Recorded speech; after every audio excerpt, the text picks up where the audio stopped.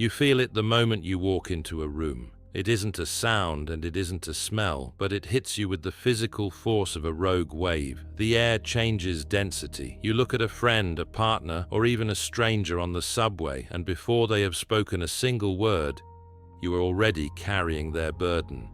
Their anxiety becomes a tightening in your own chest. Their repressed anger manifests as a sudden, inexplicable headache behind your eyes. You have spent your entire life being told that this is a gift, that you are a good listener, or that you possess a rare and beautiful sensitivity. But lately, it doesn't feel like a gift. It feels like a parasitic invasion. You are exhausted, not from physical labor, but from the psychic metabolization of other people's trauma. You go home, lock the door, and sit in the dark. Yet the noise doesn't stop because their emotions have somehow bypassed your psychological immune system and taken up residence in your nervous system. You feel used, you feel drained, and worst of all, beneath that veneer of compassion, there is a dark, bubbling resentfulness that you are terrified to acknowledge. You are starting to hate the very people you are trying to save. Whatever you think this is, whether you label it as being an empath, having high sensitivity, or simply being a pushover, you are likely misdiagnosing the root cause. You think you are suffering from an excess of kindness. But if we look at this through the analytical lens of Carl Jung, combined with what we now know about the architecture of the human brain, we find a far more disturbing truth. You are not suffering from too much empathy. You are suffering from a structural failure of the ego. You are trapped in what I call the Osmotic Victim Cycle. Carl Jung, the Swiss psychiatrist who dared to map the darkest corners of the unconscious, would not have patted you on the back for your boundless ability to feel others' pain. He would have issued a warning. Jung argued that when an individual fails to distinguish their own psychology from the environment around them, they fall into a state of participation mystique, a term he borrowed from anthropology to describe a primitive psychological state where the subject cannot distinguish themselves from the object. In this state, you do not just empathize with someone, you become possessed by them. You lose the boundary of the self. Modern neuroscience has finally caught up to Jung's intuition, validating this terrifying lack of boundaries with hard data. We now know that this phenomenon is driven by the mirror neuron system, specifically within the anterior insula and the anterior cingulate cortex, the regions of the brain responsible for pain processing. In a healthy brain, these neurons fire to help you understand another's state, but the prefrontal cortex steps in to say, "This is not happening to me." It inhibits the response. But in your brain, that inhibition mechanism is faulty. You are experiencing what I call limbic resonance collapse. Your brain is not simulating their pain. It is replicating it. Your cortisol spikes. Your fight or flight response is triggered by a threat that doesn't belong to you. You are physiologically paying the price for someone else's psychological debt. Jung realized that this condition often stems not from a place of strength, but from a fragmented shadow. By constantly focusing on the emotional states of others, you unknowingly engage in a sophisticated form of avoidance. It is easier to fix the broken person in front of you than to face the terrifying void within yourself. This is the great paradox of the modern empath. You believe you are the victim of narcissists, energy vampires, and toxic bosses. And while those people certainly exist, Jung would argue that your psyche is inviting them in. You are not a fortress with the gates forced open. You are a house with no walls. To understand why this happens and how to stop it, we must look at the mechanics of projection and the shadow. Jung famously said, "One does not become enlightened by imagining figures of light, but by making the darkness conscious." For the empath, the darkness is not usually malice or violence. The darkness is the unacknowledged desire for control. Yes, control. When you absorb someone's emotions to help them or fix the atmosphere, you are subtly trying to control your environment to make it safe for yourself.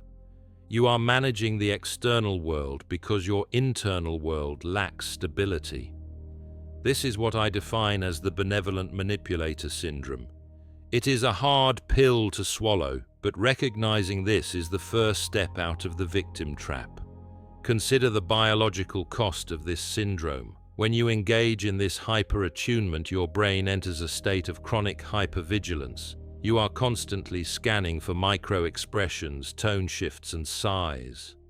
This depletes your dopamine and serotonin reserves, leaving you in a state of anhedonia, the inability to feel pleasure.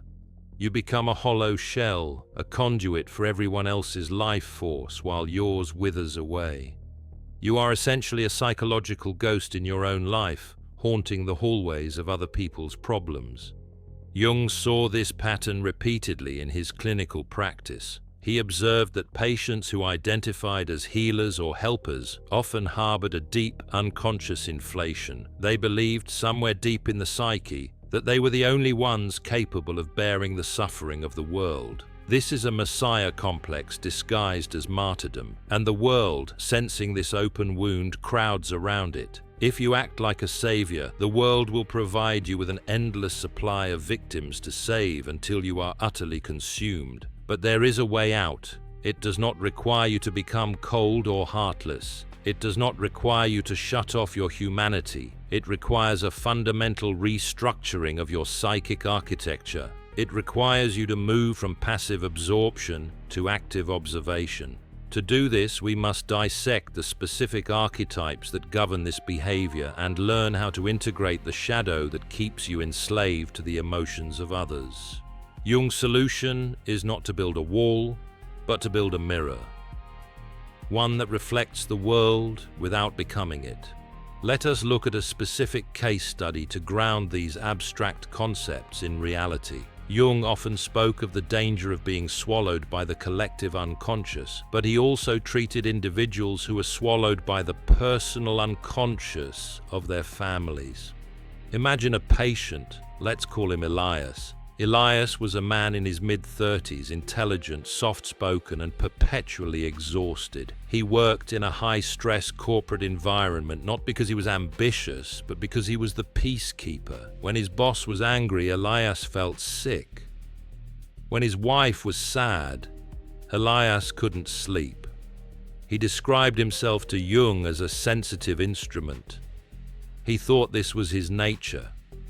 Jung, however, saw something different. He did not see a sensitive instrument. He saw a man who had never undergone the psychological birth of the individual. Elias was trapped in the archetype of the eternal child, or pure eternus, specifically the aspect of the pure that seeks to merge with the mother here being the emotional environment. Elias was terrified of conflict because conflict implies separation. To disagree, to block out an emotion, to say this is yours, not mine, is an act of separation. It is an act of defining the self. And for Elias, the self was a terrifyingly lonely concept. Jung challenged Elias. He didn't tell him to meditate or take a vacation. He asked him, who is living your life? When Elias absorbed his wife's sadness, he wasn't helping her process it. He was stealing her opportunity to grapple with her own psyche. He was robbing her of her own shadow work. This reframing is critical. By becoming the victim sponge, you are not just hurting yourself, you are hindering the spiritual evolution of those around you.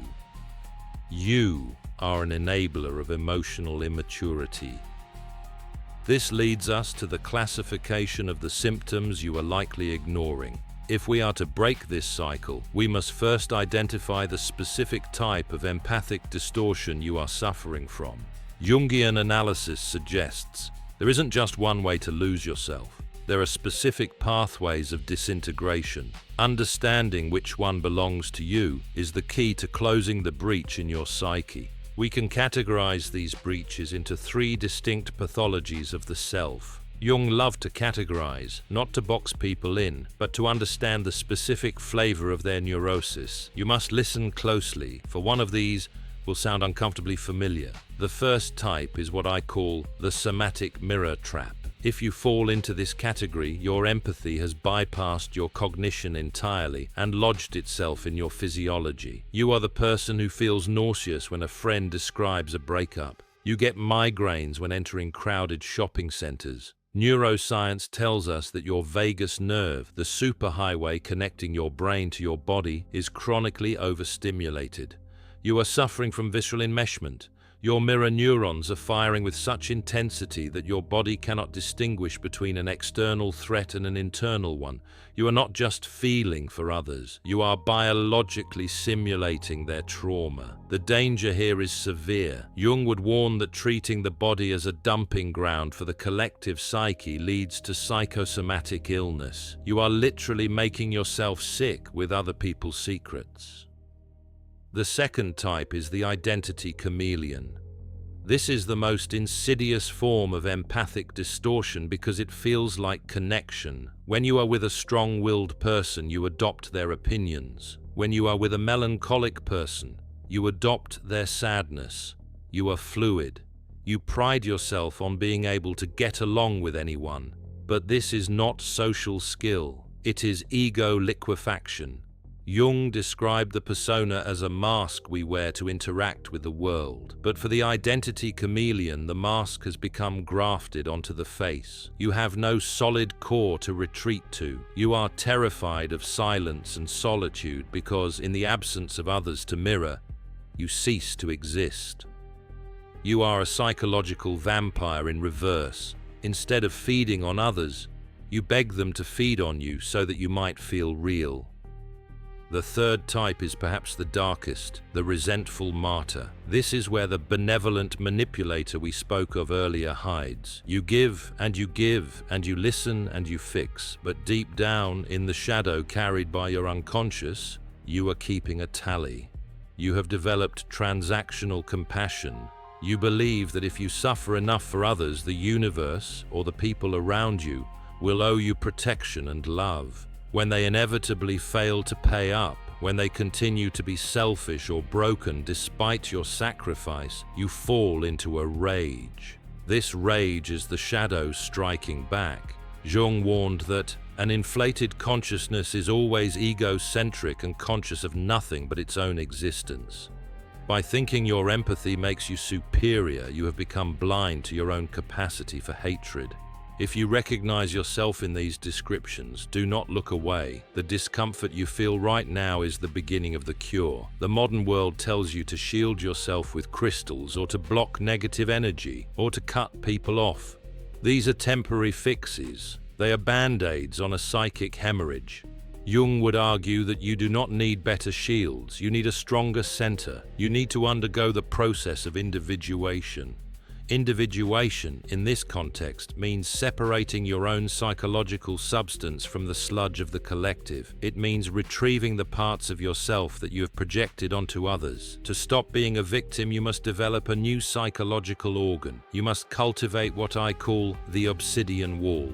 This is not a wall of indifference, it is a wall of discernment. Obsidian is volcanic glass, born from fire, sharp and reflective. Your empathy must become like this. Currently, your empathy is a sponge. It absorbs everything until it is heavy and rotting. You must transmute it into a mirror. A mirror reflects the image perfectly. It understands the image, it contains the image, but it does not become the image. When the person steps away, the mirror is clear again.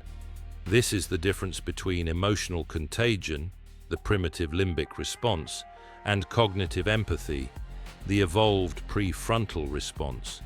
Cognitive empathy allows you to understand the architecture of someone else's suffering without moving into the house with them. It utilizes the theory of mind network in the brain, the ability to attribute mental states to others without triggering the pain matrix of the anterior cingulate cortex. You can stand on the edge of the abyss and look down without jumping in. Jung called this the capacity to hold the tension of the opposites. You can feel love and detachment simultaneously. You can feel compassion and boundaries simultaneously. And so, how do we build this obsidian wall?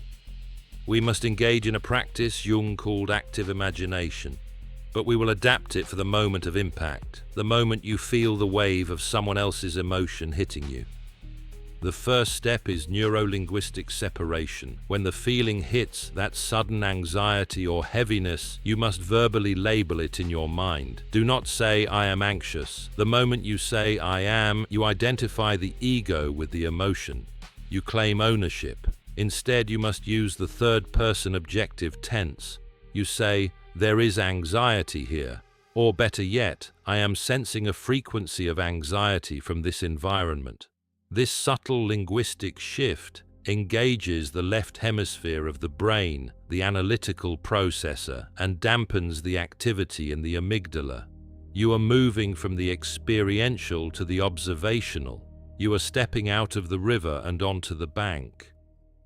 The second step is the shadow interrogation. This is where you do the dirty work. When you feel the compulsion to fix someone, to jump in and save them from their mood, you must freeze. You must ask yourself a terrifying question. What part of me is this person acting out? Jung believed that the people who trigger us most are often acting out our own repressed traits. If you are obsessed with helping a helpless person, ask yourself, where in my life do I feel helpless? If you are drained by an angry person, ask, where is my own repressed rage? By turning the camera back on yourself, you retrieve the projection. You stop being a victim of their behavior and start becoming a student of your own psyche. You convert the energy drain into a moment of self-discovery. This is psychic recycling, but the integration process goes deeper. It requires you to make peace with a concept that most empaths find abhorrent: the capacity for ruthlessness, not cruelty but ruthlessness. A surgeon must be ruthless to cut into a patient. If the surgeon weeps for the patient's pain while holding the scalpel, their hand will shake and the patient will die. To be truly helpful, to be a true healer in the Jungian sense, you must be able to withstand the sight of blood without bleeding yourself. You must integrate your inner predator. Jung spoke often of the integration of the monster. He argued that a harmless man is not a good man. A harmless man is merely weak. A good man is a dangerous man who has his danger under voluntary control. You have likely spent your life repressing your inner predator, your capacity for aggression, selfishness, and coldness. You have cast it into the shadow, but because you have disowned your own defenses, you are defenseless. You have no teeth. To stop being a victim, you must reclaim your teeth. You must practice selective empathic immunity. This is the conscious decision to withhold empathy. It sounds counterintuitive, perhaps even evil, but consider the immune system. If your immune system accepted every foreign body, every virus and bacteria as a friend, you would be dead in a day. It must distinguish between self and not self. It must attack what does not belong. Your psyche needs the same mechanism. You must give yourself permission to look at someone suffering and say, that is their path, that is their burden, I will not carry it. This is not abandonment, this is respect. When you carry someone else's load, you are telling them unconsciously, you are too weak to carry this. I am stronger, I will do it for you. It is an act of arrogance. By handing it back to them, by engaging in compassionate detachment, you are honoring their strength. You are trusting in their ability to navigate their own dark night of the soul. You are allowing them to grow.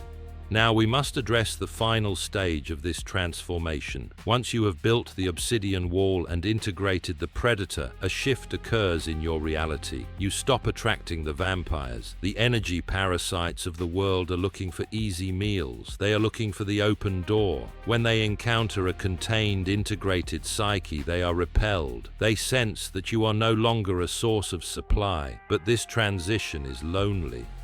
You may lose friends. You may find that your family dynamics shatter and have to be rebuilt. This is the alchemical dissolution, the breaking down of the old self to make way for the new. You will feel a strange sensation. a quietness. The noise of the world will still be there, but it will no longer be inside your head. You will walk into a room and feel the density of the air, the anger, the sadness, but it will wash over the obsidian wall like water over glass. You will see it, you will understand it, but you will remain dry. This is the state Jung called the supraordinate personality. It is the self that transcends the duality of victim and savior. It is the observer who sits in the center of the storm, unmoved. And it is here, in this eye of the storm, that your true power lies. You transform from a sponge that gets dirty into a lighthouse that remains clean while illuminating the dark waters for others. Do not mistake this journey for a cure. It is an evolution. You were born with this sensitivity not to suffer from it, but to master it. Nature does not select for traits that are purely detrimental. Your high sensitivity is an evolutionary vantage point. It is a sophisticated radar system designed for a species that survives through social cohesion. But a radar system that jams every time it detects a signal is useless. You must calibrate the machine. You must accept that you are a vessel for consciousness, but you are not the contents of the consciousness. You are the space in which the emotions happen, not the emotions themselves. This is the ultimate liberation. When you realize this, the victim mentality dissolves like mist in the sun. There is no victim because there is no you to be victimized. There is only the vast, indestructible awareness that watches the play. Jung's final lesson for you is this: the world will not stop being heavy. The unconscious of the collective will always be filled with terror and pain. Your job is not to clean the ocean. Your job is to build a boat that sails. See you in the next dimension.